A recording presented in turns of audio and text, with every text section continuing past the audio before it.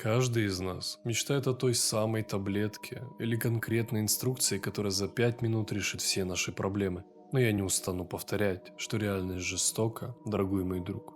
Хотя и вопрос о реальности нашей реальности обсуждается все активнее в наше время. Мотивационное видео и само понятие мотивации начало набирать обороты около 10 лет назад на Западе. Уже тогда вовсю гремели лозунги о целях, мечтах и стремлениях к лучшей жизни. Такой контент набирал миллионы и десятки миллионов просмотров, а в комментариях все писали мотивирующие лозунги о переменах в их собственной жизни. Но, как ты понимаешь, всегда нужно отсеивать пустую информацию и копать глубже. Разница реальных историй перемен к общим просмотрам составляет около процента. Все же остальные ждут чуда и продолжают обманывать себя. В последнее время мотивационного контента стало слишком много. Как ты понял, сила мотивации переоценена. Такие видео могут быть полезными, они могут стать той самой искрой, которая может пробудить внутреннюю жажду успеха и стимулировать амбиции. Но очень многие люди жертвуют всем ради кратковременного успеха или хайпа и быстро теряют все.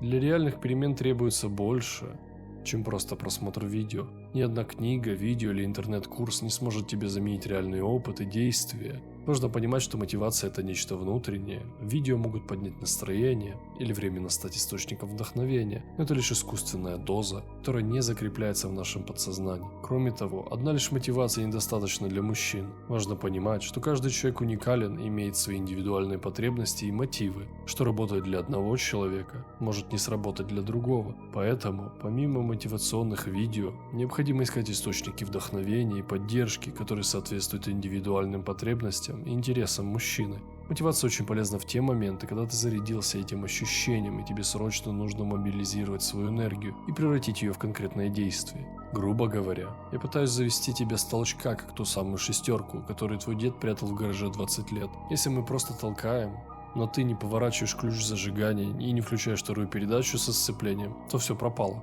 Ты просто катаешься на халяву, получая кратковременное удовольствие. Настоящие перемены требуют усилий и последовательности. Существует опасность избытка мотивационных видео, когда человек постоянно ищет новые дозы вдохновения, но не переходит к реализации своих целей. Слишком большая зависимость от мотивационных видео может привести к пассивности и недостатку собственной мотивации. Чтобы на самом деле изменить свою жизнь, мужчине необходимо разработать план действий, приобрести практические навыки и быть настойчивым в преодолении трудностей. Всегда будут существовать люди, даже если это будет 5 человек, у которых после просмотра видео что-то щелкнет в голове, и они пойдут заниматься своей жизнью. Именно для таких людей записываются эти видео. Это тот небольшой процент людей, которые возьмут одну мысль, забудут о канале и превратят свою жизнь в нечто прекрасное. И почему бы тебе не быть этим человеком? Почаще задавая себе неудобные вопросы, ты можешь открыть много чего интересного для себя о себе. Сейчас ты живешь в лучшее время, когда информация прям льется на тебя рекой. Тебе нужно лишь выбрать самое полезное и необходимое, но мало кто ценит то, что получает в избытке. Я могу дать тебе факел, но сможешь ли ты найти выход из этого лабиринта, уже полностью зависит лично от тебя.